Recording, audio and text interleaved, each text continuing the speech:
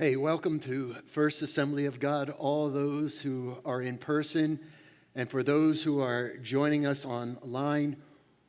What a joy it is to be able to gather and to share God's word with you. Most of you know me well by now, and for those who do not, I am a morning person. There is an internal alarm clock within between 4 and 5 men. I wake up, I'm ready to go. And this past weekend, we were able to spend some time, my wife and I, down in our favorite place down in Cape May, New Jersey. And because every Saturday it's been raining, it was no different down there. I love the beach. I wasn't able to get to the beach because of the rain on Saturday. Sunday morning, I wake up. I peek out, and it's dark, but I could see through the street lights that it's not raining. So I said, now's my chance. So I sneak out of the room. I go down to the beach. It's cold. It's dark. There's no moonlight. And I'm like, what am I doing? And I'm just walking back and forth, praying for my family, praying for the church, praying for the services, praying for Pastor Matt, just praying for Pastor Emily and Miss Megan, praying for Pastor Paul, Pastor Bonnie, going through the whole thing. And all of a sudden, I look to the east, and there's this little light that's starting to appear. And this is what I'm reminded of. Darkness doesn't last forever because there's always a sunrise. Think about that for a moment. And I started to think of the faithfulness of God during the dark seasons of my life and how God was faithful and he always brought a sunrise. And then all of a sudden, I'm not much of a photographer. In fact, this was done on my cell phone. This is what I was blessed with. It was probably one of the most beautiful sights. And I was just like, wow. I snapped a shot as a reminder that there's always a sunrise in the midst of darkness.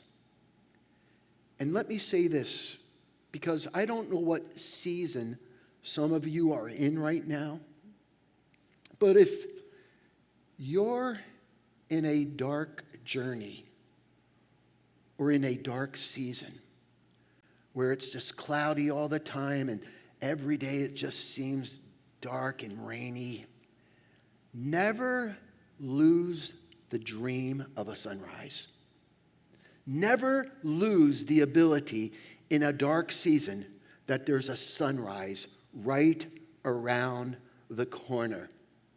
We are in the midst of a series called Welcome Home. And our theme verse for this whole series, Welcome Home, comes from Psalms 92. And one of the things that Pastor Matt and I want to do was we decided each week to read it from a different translation. So I know we did the NIV, we did the NLV. I think last week he did the EVS or English Standard ESV. I'm going to do the Amplified version this morning. And the Amplified is more of a study Bible. It's really cool because it puts little notes in. The righteous, but it doesn't say just the righteous. The uncompromisingly righteous shall flourish like a palm tree, be long-lived, stately, upright, useful, fruitful. He shall grow like a cedar in Lebanon, majestic, stable, durable, incorruptible, planted in the house of the Lord. They shall flourish in the courts of God, growing in grace.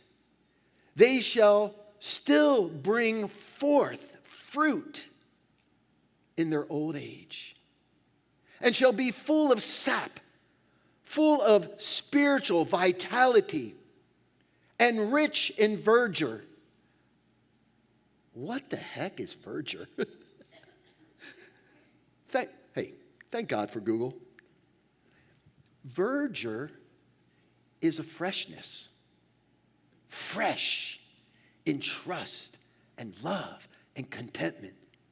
They are living memorials, and I say this in utmost respect, but Brother Lou and Kathy, Sister Fogel and Brother Fogel, to me, they are living memorials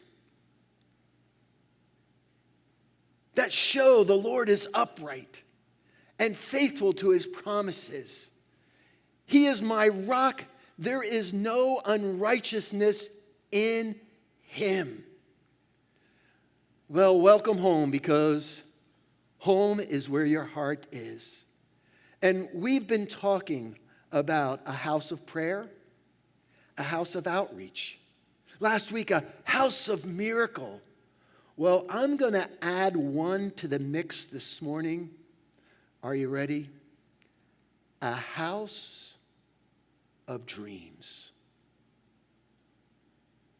Have you lost your ability to dream dreams?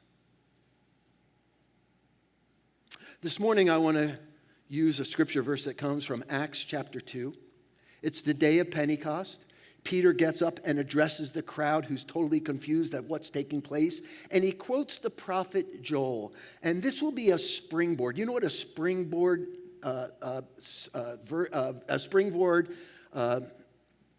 text is? It's a diving board. You just use it and you dive into your message. So I'm not going to hang out on this, but it says this: in the last days, God says, I will pour out my spirit on all people. Your sons and your daughters will prophesy. Your young men will see vision. And your old men will dream dreams. Now, let's dive into our message. Probably I was gifted with a time 6 months before my good friend Dave Greco passed away. It's been 2 years now, last week. I was gifted with his presence and Fabian down at a Starbucks near the network office. And we were just sitting there drinking coffee, talking about old times of youth ministry and times of missions trips and doing everything. And as we were walking to the car to leave, Dave said, hey, I want to share a prayer that I pray every day. And as he shared it, I said, can you give me a copy of that? So for all you who are in the silent generation, or for all you boomers out there, you may want to get your phone and take a picture of this real quick. As the years pass, I find myself both aging and slowing down. Teach me how to age without growing old. How to slow down without stopping. And how to honor and respect my past without trying to recreate it. Remind me of the ability to continue to dream dreams as promised in your word. And I'm telling you, that's a prayer that's been a prayer of mine ever since, that I pray mornings. Now, 9 out of 10 times, when I find myself discouraged. Come on, am I in the right house this morning? Do you ever get discouraged? 9 out of 10 times, when I find myself discouraged, it's because I have zoomed in on something that has frustrated me. And as I zoom in on something that is frustrating me, I block out everything else around. There's a word for this. It's called hyper-focus. When your word is turned upside down, you're so focused on one thing that's frustrating you that you block out everything else around. You're fixated, you're consumed, and it's just like, ugh! And during those times, you lose your ability to dream. You lose your perspective because you're just so consumed with this thing that's frustrating you, and that you get discouraged, and it's like, Well, this is what I have found out that helps me. And let me illustrate it this way. You got to learn to back up and zoom out. And as you back up and you zoom out, you become less focused on the thing that's been frustrating you. And you have to begin to stop looking horizontal and look vertical, because when you look vertical and you start looking down, things become smaller. And that very thing that was frustrating you that you zoomed in on, all of a sudden becomes smaller. And here's the formula. Change your pace, change your place equals a change in perspective. And I'm going to say that throughout. And when you change your perspective, all of a sudden you begin to see further than you've ever seen before. And all of a sudden things just look smaller than they have before. And as you look vertical and you stop looking horizontal, God gives you the ability to see above and beyond, and gives you the ability to dream once again that a sunrise is right around the corner. Phil, I'm coming up to your house real quick. You'll see. Let me give you the formula again. You change your pace. You slow down. You change your place. Start looking vertical instead of horizontal. And it equals a change in perspective that allows you to see God bigger than anything that's frustrating you or causing you darkness. Things from a vertical just look smaller. So what I'm asking this morning is for us, perhaps, could you just elevate yourself? Get your mind on all what's frustrating you. Get your mind off of the things taking place horizontally. And can we elevate ourselves and look vertically, that our perspective may be changed so that you can dream? You know what I found out? That when I look vertically and get my eyes off of the horizontal, I can see further. I get a different perspective. And you can dream. And the more you dream, the more you pray. And the more you pray, the more you dream. And the more you dream, you just see loved ones coming to Jesus that need to know Jesus. As you pray, as you dream, you think of miracles that need to take place. And as you dream for the lost, and as you dream for miracles, that leads you to pray. And it's a virtuous circle that just keeps going on and on and on. Before the ascension, before Jesus was taken up to heaven, Jesus casted a crazy dream. He casted a crazy vision. Now, we are so overloaded with this scripture verse, especially here at First Assembly of God, that we just overlook it and we don't think of the ramifications. But before he ascended into heaven, he told his disciples to go and make disciples of all nations. Now, why was that a crazy dream? Because the average person in that day did not travel further than a 30-mile radius from their birthplace. The average person back then did not travel further than a 30-mile radius. So just to give you a little identity, okay, say you were born in Freehold. That means you're not traveling any further north of Island, any further south than Forked River. You're not traveling any further west of Trenton. And thank God you can get Sandy Hook all the way down to Point Pleasant in. But that would be the norm back then was that. And Jesus says, go and make disciples of all nations. Do you know what a crazy, outrageous vision, dream that was? The 2nd century historian Eusebius says this. Now, the circle is Israel,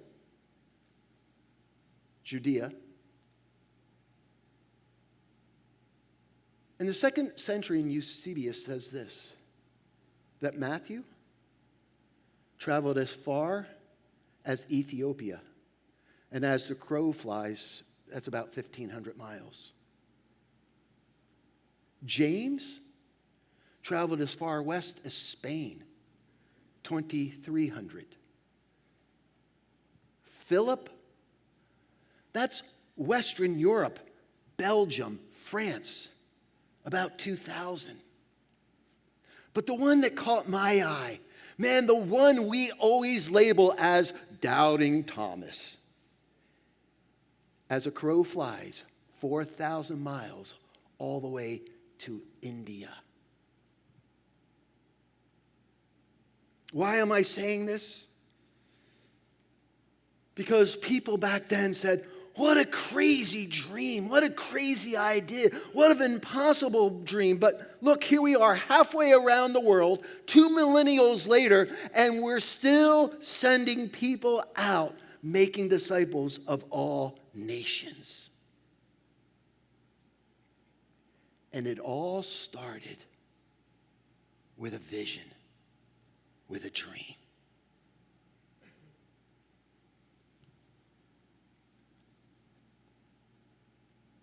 But before they were to go, before Jesus gave them the green light, he said, wait. Until what? Wait until they received power on high. And there on the day of Pentecost, they got the when, the where, and the how.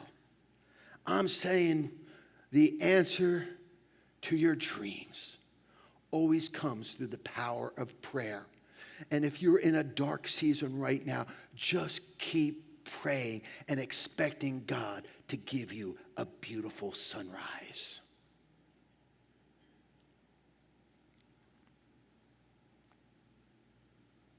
Oh, I pray that we could dream bigger dreams, have greater visions. But you may be sitting there, but Pastor, what happens when your dreams shatter? What happens when your dreams shatter?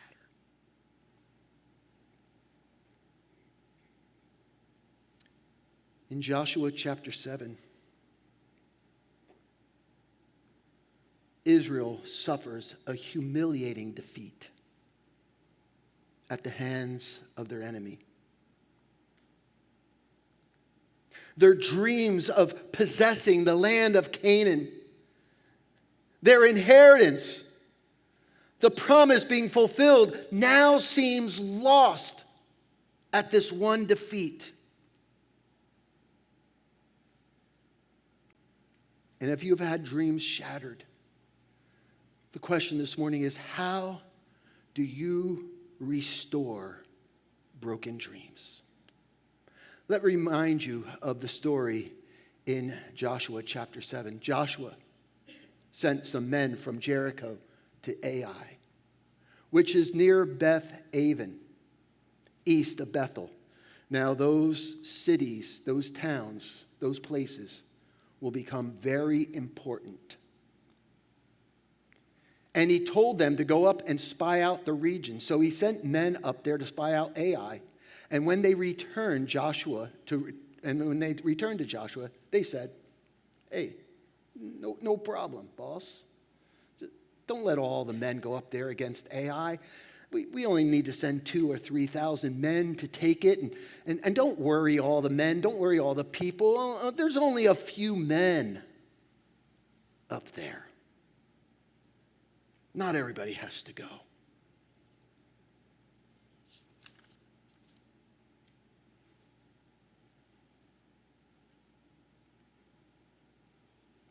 So about 3,000 men went up.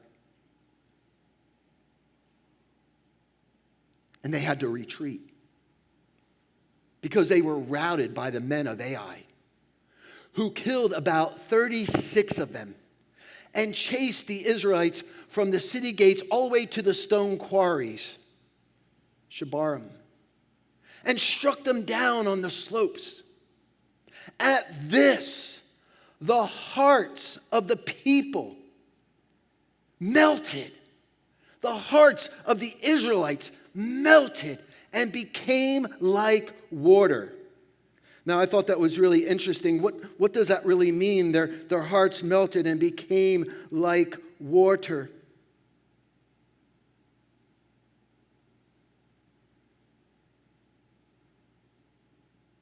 In the New Living Translation, it says their courage melted away.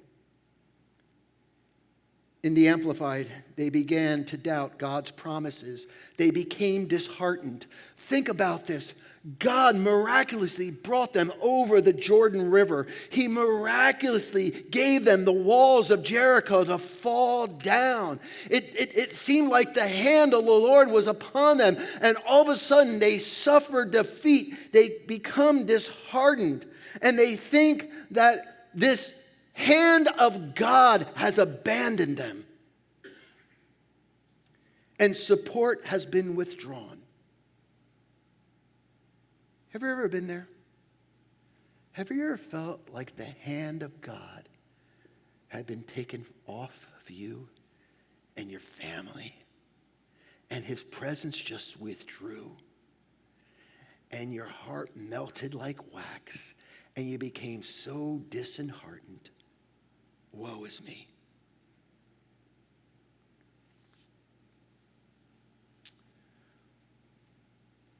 I want to focus on 4 places. How many know that names are very important in the Bible? The meaning of names are very important. First, I want to talk about where the Israelites were driven to. Shebarim. They chased the Israelites from the city gates as far as the stone quarries. Now, where I lived in Califon, about a mile from my house was an old stone quarry that wasn't in operation anymore. And my neighbor and I, we had mini bikes, and we would ride our mini bikes through the fields, through the cornfields, trespassing, but no one ever stopped us. And we would go to this stone quarry, and it was just a place of brokenness, a place of ruin, a place on this hillside where there were, limestone that caused the stones to crumble, and then they would transport the gravel out. But it was just a broken place, stones all over the place. Shebarim means broken place, broken places. And here, it was the dreams of the Israelites that were broken. The Septuagint reads, until they were broken. They were driven out of the city gates until they were broken, until the rout was completed. Here is Israel broken by their enemy. The Amorites have destroyed their dreams of possessing the land. In fact, listen to what Joshua says. Ah, sovereign Lord, why did you ever bring these people across the Jordan to deliver us into the hands of the Amorites to destruct us? Now he's questioning God. If only we had been content to stay on the other side of the Jordan. Oh Lord, what can I say now that Israel has been routed by its enemies? Verse 9 talks about, and the Canaanites and all the others will hear what will take place, and our name will be wiped out of the earth. Broken, despair, thought all was lost. Some of you who may not know the story, well, what happened in Ai? What took place? Ai means a heap of ruins. Listen, if you're going to battle a stronghold, you better make sure that stronghold doesn't have a hold on you. If you're going to battle a stronghold, you got to make sure that stronghold doesn't have a greater grip on you than you realize. What happened at Ai? Let me give you my theory of what happened at Ai.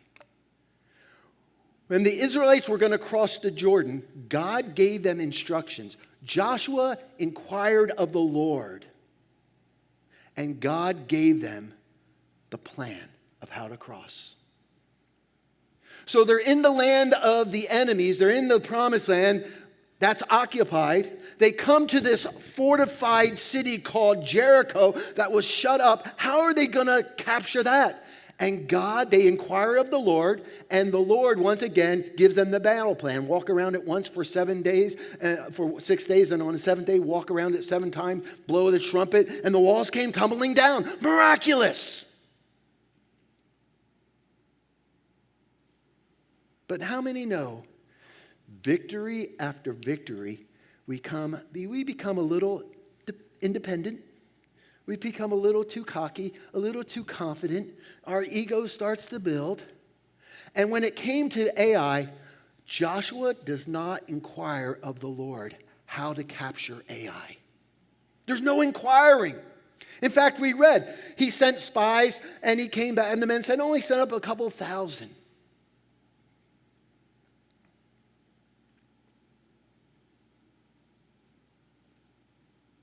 Isn't it amazing what happens when we leave God out of the equation? What really took place? Verse 1 tells us, but the Israelites acted unfaithfully regarded to the devoted things. Acted unfaithfully to the devoted things. Remember, their first city that they captured was Jericho. Now, if you've been wandering in the wilderness for 40 years with no delivery from Amazon, and you finally capture a city and all the plunder is available to you, the Lord said specifically to the Israelites, don't take any of the plunder. It's devoted unto the Lord. Why? Because the first belongs to God. And what a temptation that must have been to have been without for 40 years and all of a sudden seeing this. And there was one by the name of Achan who took some of them. And the Lord's anger burned against Israel. What was our opening verse? The righteous shall flourish. Well, there was a little unrighteousness going on. When Achan saw the silver and the gold, he couldn't help himself. He's confronted, he confesses, and they stone Achan and his family, and all his possessions are burned. And you say, that's a little drastic, but wasn't Achan responsible for the death of 36 men? So here you have, and this is what I thought of. Maybe if Joshua inquired of the Lord before going to Ai, God would have said, hey, wait, there's some sin in the camp that's got to be taken care of first before you go into battle. And 36 lives might have been spared. But as Ai routed the Israelites, sent them to a broken place called Shebarim, now they have a choice. Now they have a choice. There's two places that they can retreat to. One is called Beth Aven to the northeast. Hosea says that the people who lived in Samaria feared for the calf idols in Beth Aven. Beth Aven means the house of nothingness, the house of vanity. I think of Ecclesiastes. Everything is meaningless. Everything is vanity. The Aven means pant. And the panting is referred to as, the panting means to exert oneself for usually in vain.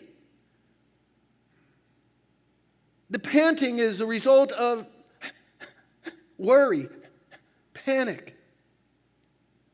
And you know that many of the things we worry about never even come to pass. So these broken people could have gone to a place of nothingness and just sat and asked, what if, what if, what if, what if? They could have gone to the house of nothingness and said, why should we even dream again? What's the use?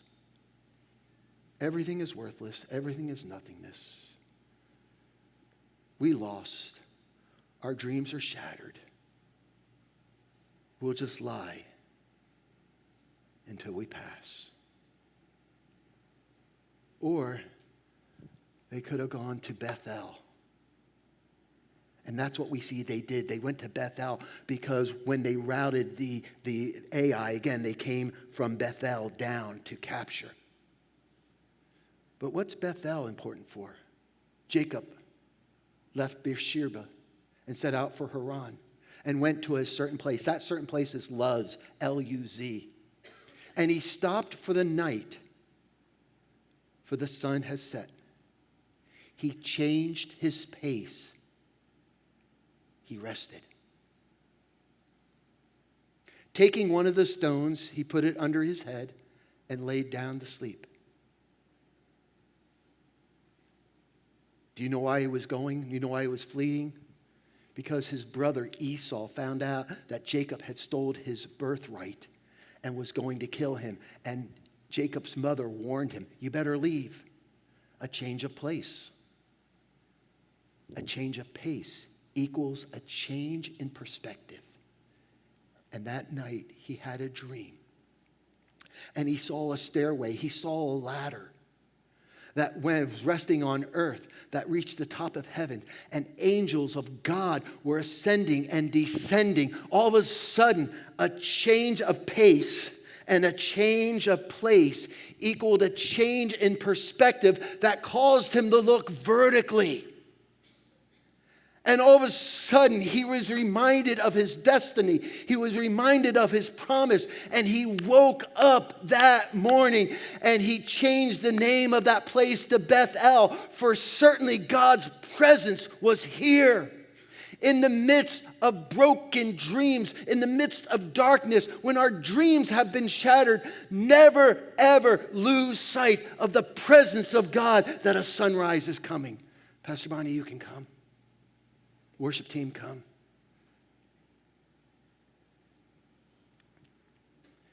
The Israelites were routed by their enemies, driven to a place of brokenness, and had two places they could go. The place of nothingness, the place of vanity, a place where dreams die. Or a place called Bethel, the house of God, where dreams become alive.